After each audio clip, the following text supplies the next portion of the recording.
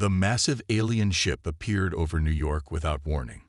Its sleek, silvery hull reflected the morning sunlight, casting strange shadows over the city below. Within hours, every military base worldwide went on high alert, but the aliens made no aggressive moves.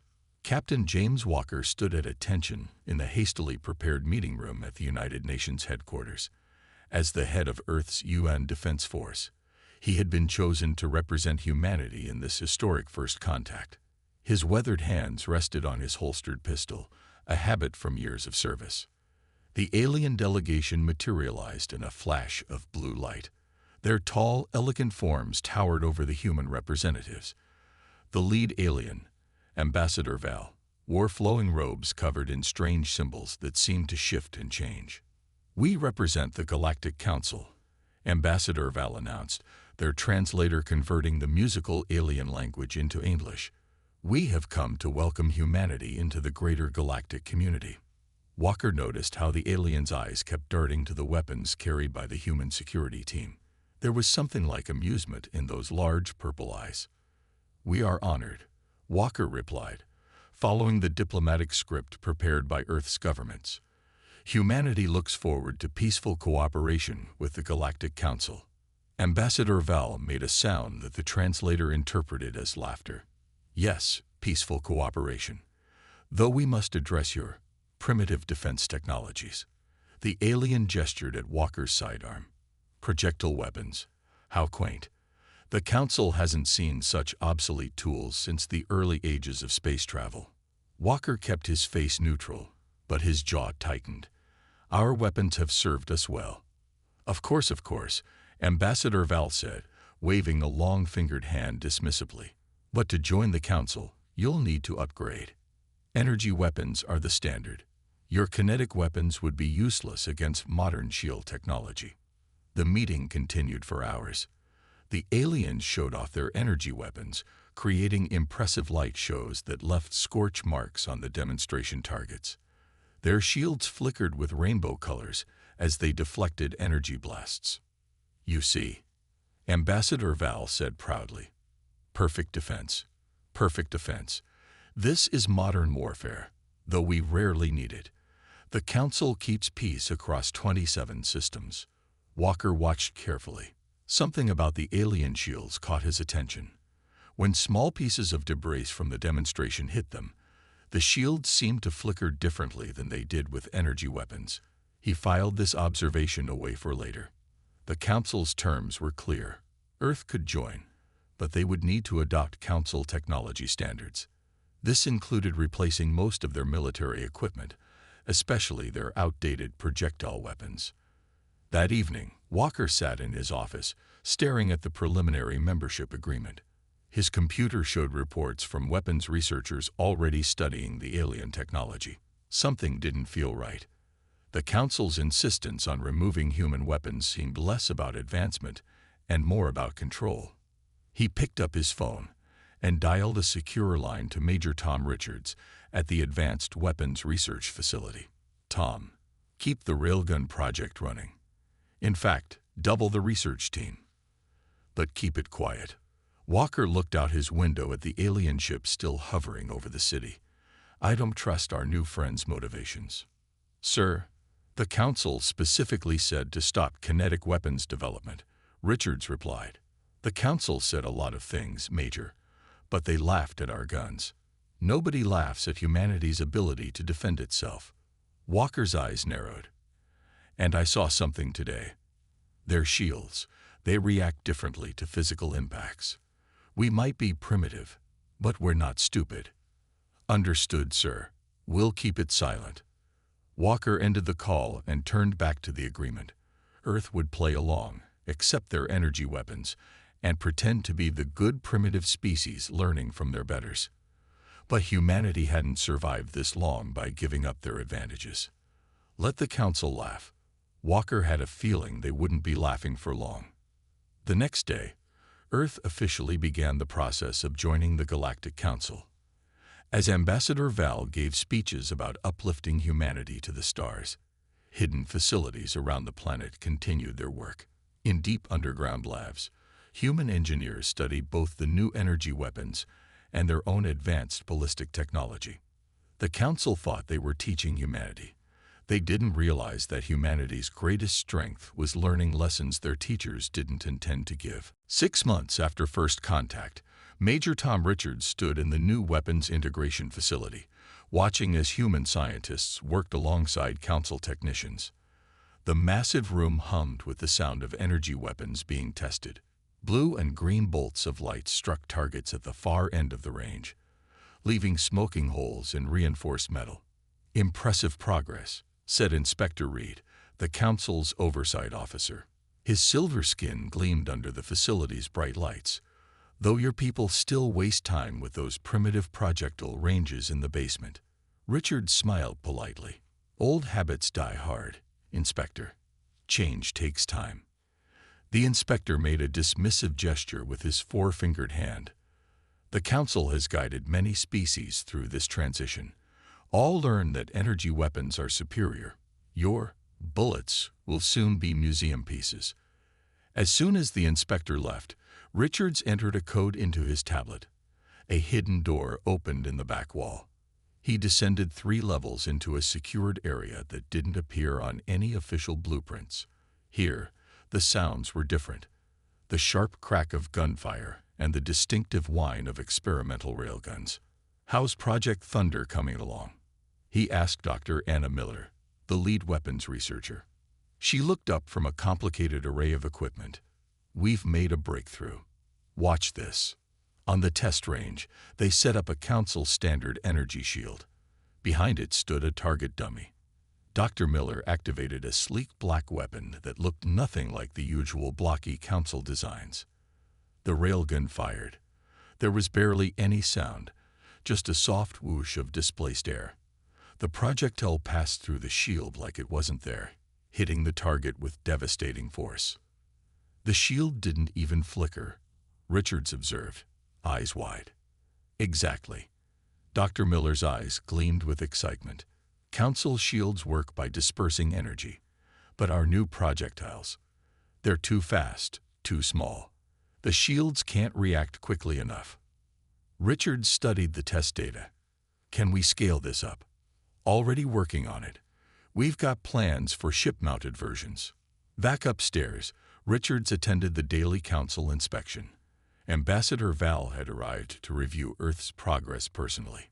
"Your species adapts well to proper technology," Val said, watching human soldiers train with energy rifles. "Soon you won't miss your primitive weapons at all." "Of course, Ambassador." Richards gestured to the training area. "Would you like to see our new energy cannon prototype?" As they walked, Richards noticed something interesting. The ambassador's personal shield generator was identical to the one they tested downstairs. No improvements, no variations. The Council was so convinced of their superiority that they hadn't innovated in decades. That evening, Richards met Captain Walker in a secure room, swept for Council monitoring devices. "They're getting overconfident," Richards reported. "They don't even check the lower levels anymore. Project Thunder is proceeding faster than expected." Walker nodded. "Good. We've spotted Council ships at the edge of our system. Not the peaceful patrol vessels they claim they are. These are warships. You think they're planning something. The Council's guidance of other species. I've been doing research. Every civilization that joins them gets stripped of their original military technology. Then, mysteriously, pirates attack. The Council's energy weapons prove useless, and the new members become dependent on Council protection." Richards felt a chill. Protection racket on a galactic scale. Exactly. But they've never tried it on humans before. Walker smiled grimly. "How long until Project Thunder is ready for full deployment?" "A month for handheld weapons, 3 months for vehicle-mounted units, 6 for spacecraft. Speed it up." "I don't think we have that long." Walker pulled up a star chart. "The Council's getting sloppy. 3 other new member species have contacted Earth secretly. They're tired of Council control. They want alternatives." Richards thought of the inspector's condescending smile. "And we'll give them alternatives. Right through their fancy shields." Keep up the act, Walker ordered. Let them think we're the good primitives, learning our place. Meanwhile, every council inspection tells us more about their weaknesses. As Richards left the meeting, he heard the distinctive hum of council ships passing overhead.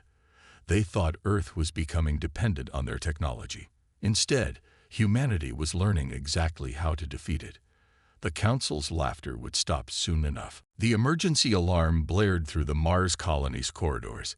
Captain Walker watched the security feeds with growing anger as 3 sleek pirate ships descended on the mining outpost. Council defense ships hovered nearby, their energy weapons flashing uselessly against the pirates' advanced shields. 40 dead already, his assistant reported grimly. The Council weapons can't penetrate their defenses. It's the same story as the Jupiter incident last week. Walker's fists tightened around his tablet. The screen showed a message from Ambassador Val. Remain calm. Council forces have the situation under control. Do not deploy unauthorized weapons. Under control, Walker muttered, watching another explosion rock the colony. Like they had it under control at Europa. At Titan, he opened a secure channel to Major Richards on Earth. Tell me you have good news. Project Thunder is ready, Richards replied. First batch of shield-piercing railguns are complete. We can have them on Mars in 6 hours. The Council ordered us not to interfere. Since when do pirates have better shields than the Council itself? Richards asked. Something's wrong here. Our spies report these pirates are using restricted Council technology. Walker had suspected as much. The attacks were too convenient, too well-timed, just like the Council's historical records showed happening to other new member species. His tablet blinked with another message. This one came through their secret channel, from the resistance movement growing among other Council member species. Evidence found. Council leadership supplies pirates, creating artificial crises, maintaining control through dependence. Walker made his decision. Launch the packages, Tom. I'm done watching our people die. 6 hours later, a private cargo ship landed at the Mars colony. Its manifest listed it as carrying medical supplies. Instead, teams of human soldiers emerged carrying the new railguns. The pirates had landed by then, their forces breaking into the colony through airlocks. They expected easy targets, colonists armed only with Council-approved energy weapons. They didn't expect the sharp crack of advanced human firearms. The first pirate died in confusion, their shield flickering uselessly as hypersonic rounds passed straight through. The second managed to raise their weapon before meeting the same fate. By the time they realized their shields offered no protection, it was too late. From his command center, Walker watched the tide turn. The pirates retreated in chaos, unused to facing weapons their shields couldn't stop. The Council observation ships suddenly seemed very interested in leaving the area. Sir, his assistant called out. Ambassador Val is demanding an explanation. They're threatening sanctions for using unauthorized weapons. Walker opened a channel to the ambassador. On the screen, Val's usual calm superiority had been replaced by barely concealed rage. You were ordered not to use projectile weapons, the ambassador hissed. This is a direct violation of Council law. Funny thing about those pirates, Walker replied coolly. Their shield technology looks remarkably similar to the Council's latest models, almost like they had inside help. Val's purple eyes narrowed. Are you making accusations, Captain? Not yet, but we've noticed something interesting. Every new Council member gives up their original weapons. Then they suffer pirate attacks. Then they become dependent on Council protection. Walker leaned forward. But humanity doesn't do dependence very well. The Council will not stand for this defiance. The Council should be more worried about what we found in those pirate ships. Walker held up a data chip. Transmission logs, banking records, direct links to Council leadership. Would your other member species be interested in seeing this? Val's face went pale. You're lying. Am I? Maybe you should ask the resistance movements growing on 12 of your protected worlds. Walker smiled grimly. Humanity isn't as isolated as you thought. The ambassador cut the transmission. Walker turned to his command staff. Send word to Earth. Tell them to prepare for full production of the new weapons and contact our allies in the Resistance. War, sir. No. Walker looked at the scene of victory on Mars, where human ingenuity had overcome alien arrogance. Revolution. Above Mars, Council ships began gathering in battle formation. The storm was about to break, but this time, humanity was ready. Red emergency lights flashed throughout the Mars Central Colony. The massive dome's reinforced walls shook under heavy bombardment. This wasn't just another pirate raid. This was an invasion. In the command center, Captain Walker watched as 50 Council warships descended through the Martian atmosphere. Their energy weapons blazed, not even pretending to fight the handful of pirate ships that attacked the colony. Council ships are targeting civilian sectors, his tactical officer reported. They dropped all pretense. This is a direct attack. The Council's message had been simple. Surrender all weapons and accept direct Council control, or be destroyed as an example to other member species. They hadn't expected Walker's response. Come and take them. Status of Project Thunder. Walker demanded. All units deployed and ready. Hidden batteries are in position, waiting for your command. Walker opened a channel to Major Richards on Earth. They took the bait, Tom. They think Mars is defenseless. Like moths to a flame, Richards replied. Earth fleet is ready to launch on your signal. The Council doesn't know we've been building ships without their knowledge. A new transmission cut in. Ambassador Val's face appeared on the main screen. The alien's usual diplomatic smile had been replaced by cold fury. This is your final warning, Captain, Val announced. Surrender now, and some of your people may survive to serve the Council properly. Walker stood tall. Interesting choice of words, Ambassador. Serve the Council. Finally, showing your true colors.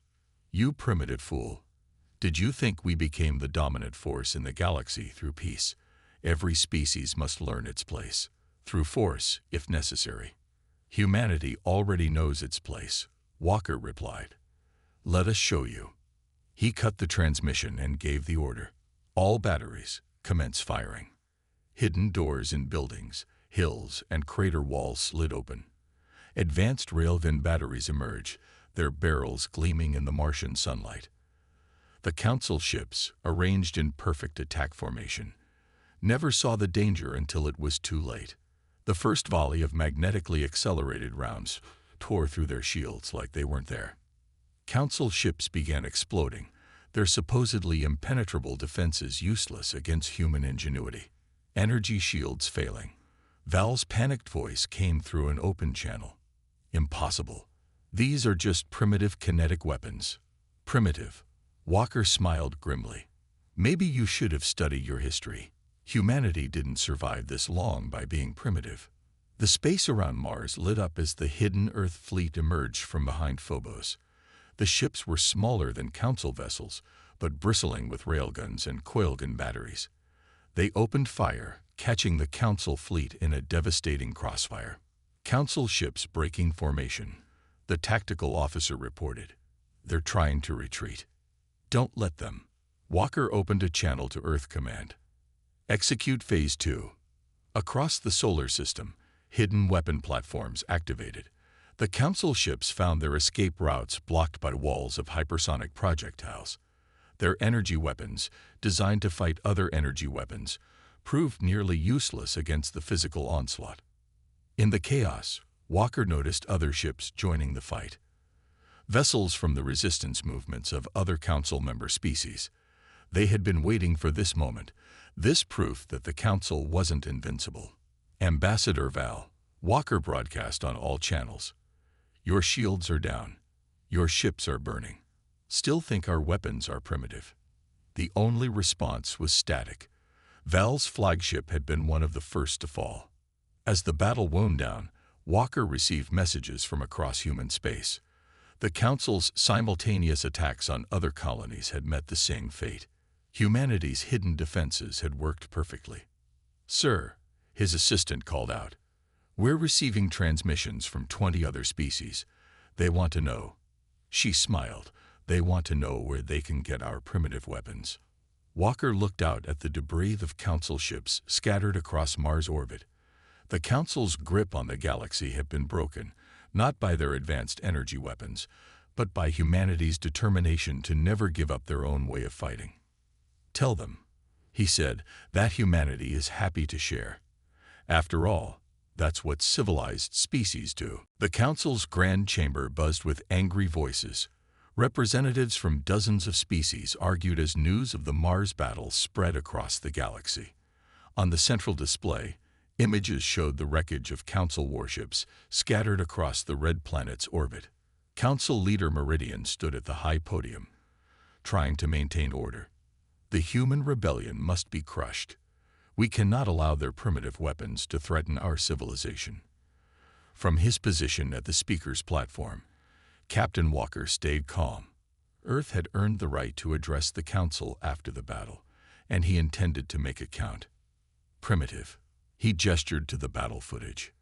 "Those primitive weapons just destroy your best ships. The real threat to civilization is the Council's corruption." The chamber erupted again. Walker held up a data crystal. "This contains proof. Banking records showing Council leadership arming pirates, orders for attacks on member worlds, evidence of technology suppression going back centuries."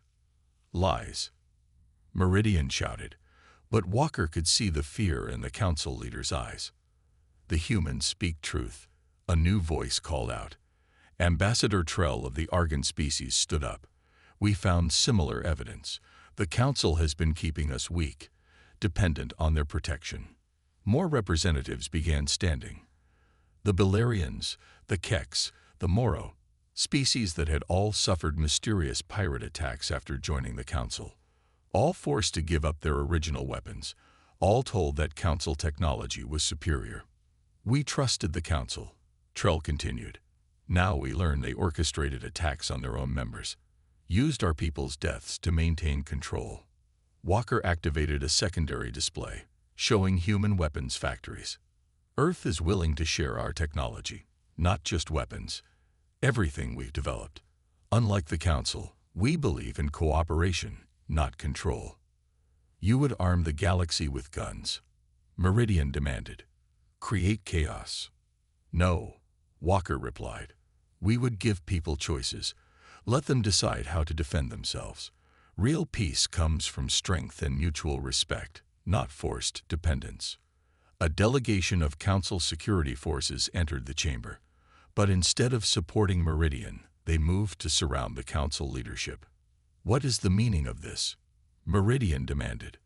The security commander removed his helmet, revealing a scarred veteran of many battles. "We've seen the evidence, sir. We've lost too many good soldiers fighting pirates who mysteriously had better shields than we did. No more." Across the galaxy, the news spread. Fleets of member species broke away from Council control. Underground resistance movements emerged into the open. And everywhere, there were requests for human weapons technology. In a secure meeting room after the session, Walker met with representatives from 20 species. They gathered around designs for hybrid weapons, combinations of human kinetic technology, and various alien innovations. "We're not asking anyone to give up energy weapons," Walker explained. "Humanity has learned they have their uses, but no single approach is perfect. Strength comes from diversity." Ambassador Trell studied the designs. "The Council kept us isolated, afraid to share technology. They called it maintaining standards. Now we see it was about maintaining control. Their biggest mistake," Walker said, "was underestimating humanity's drive to innovate. They thought forcing us to use their weapons would make us dependent. Instead, it just taught us how to beat them." Reports came in from across Council space. The corrupt leadership was being arrested. Hidden weapons caches were discovered, confirming the Council's support of pirates. The galaxy's largest government was transforming from within. "What happens now?" asked one of the alien representatives. Walker looked at the star map showing former Council space. Now we build something better. Not an empire built on control and fear, but an alliance built on mutual respect and shared strength. The Council had laughed at human weapons. They had called humanity primitive, tried to force them to change. Instead, humanity had changed the galaxy. And this was just the beginning. Fire lit up the night sky over the Council's capital world. Not from weapons, but from celebration.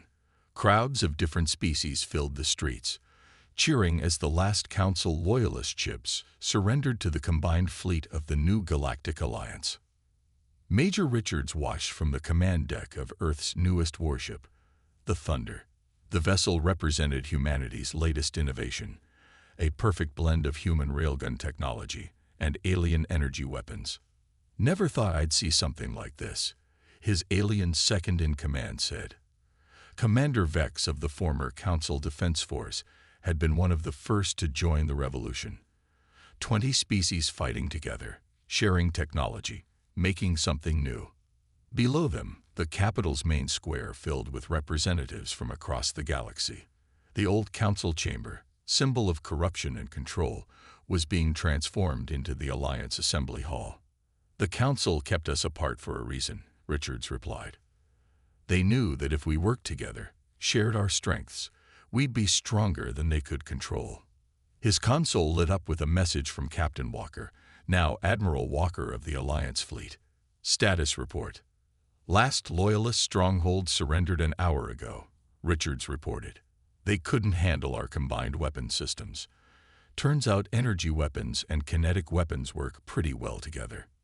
Just like people do when given the chance," Walker replied. "How are the new hybrid ships performing?" Richards smiled. The Thunder was the first of a new class of vessels. Its human-designed railguns were powered by alien energy systems, hitting harder than either technology could manage alone.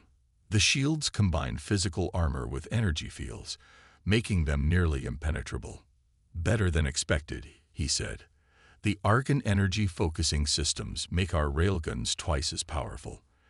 And the Balerian targeting computers are incredible."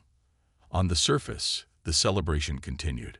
Former council member species who had been forbidden from trading technology were now working together openly. Weapons were just the start. Medical technology, engineering advances, scientific discoveries, all were being shared freely. "Sir," Commander Vex called out, "we're detecting something at the edge of the system." A massive ship emerged from faster-than-light travel. It was an old council dreadnought, one of the few that had escaped the initial uprising. Its energy weapons powered up, preparing to fire on the celebrating city. "They think we're vulnerable during the celebration," Richards said. "They don't know about the new defense grid. Around the capital world, hidden platforms activated. They combined human projectile technology with alien power systems and targeting computers. The dreadnought fired its energy weapons, only to watch them dissipate against the new hybrid shields. "Should we show them how far we've come?" Commander Vex asked, grinning. Richards nodded. "All batteries. Commence firing." The Thunder's main guns roared. Magnetically accelerated rounds, enhanced by alien energy fields, crossed the distance in seconds. The dreadnought's supposedly impenetrable shields shattered. A second volley from the defense grid finished the job. As the wreckage of the last Council warship burned up in the atmosphere, Richards received another message. This one came from Earth scientists working together with alien researchers. "Major," the lead scientist reported excitedly, "the combined research is paying off. We're seeing advances in every field. Medical breakthroughs, faster ships, better terraforming technology." The Council was holding back so much progress. In the capital city below, the new Alliance flag was raised, a design showing different species working together, sharing knowledge, growing stronger through cooperation rather than control. The Council's biggest mistake, Richards told Commander Vex, wasn't just laughing at our weapons. It was thinking that keeping people afraid and isolated made them easier to control. They forgot that real strength comes from working together.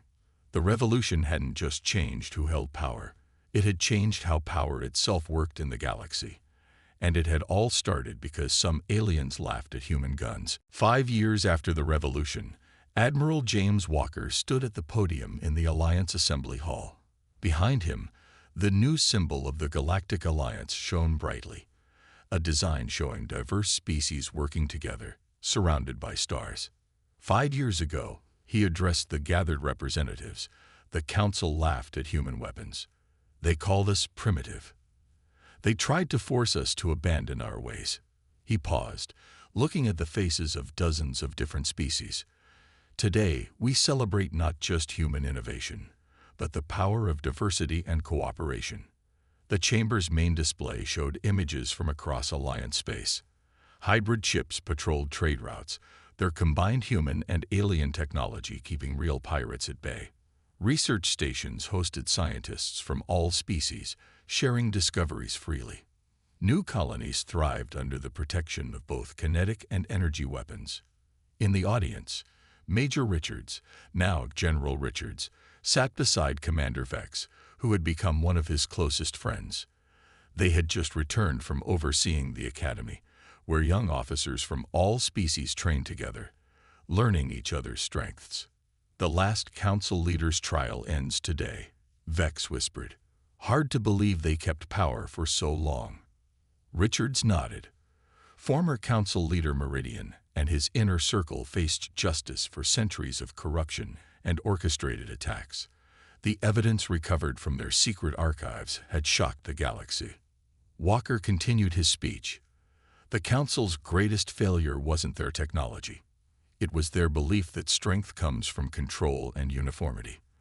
They forgot that the universe thrives on diversity. The display showed new innovations born from cooperation. Hospitals using combined human and alien medical techniques saved lives that neither could have alone. Farms using hybrid technology fed more people than ever. Schools taught the history and achievements of all species. They thought forcing everyone to use the same weapons, the same tools, the same methods would make us easier to control, Walker said. Instead, it taught us the importance of choosing our own path. Ambassador Val, the former council representative who had once mocked human weapons, was brought into the chamber in restraints. The evidence had shown they were one of the architects of the council's corruption. Do you understand now? Walker asked them directly. Real progress doesn't come from forcing everyone to be the same. It comes from learning from each other, sharing our strengths, respecting our differences. Val looked around the chamber, seeing former council species working together freely. We thought we were creating perfect order, they said quietly. Instead, we were holding back the entire galaxy. The display showed the new Alliance Defense Force headquarters, built on Mars where humanity had won its first major victory. Ships of all designs patrolled together, some with energy weapons, some with railguns, most with both. Each crew chose what worked best for them. The future we're building isn't based on one species' idea of perfection, Walker concluded. It's based on all of us working together, bringing our own strengths, our own innovations, our own ways of thinking. After the ceremony, Walker met with his old friend Dr. Anna Miller, who had helped develop the first shield-piercing railguns. She now led the Alliance's technology sharing program. Did you ever imagine it would turn out like this? She asked, watching ships from dozens of worlds dock at the massive Alliance station above Mars.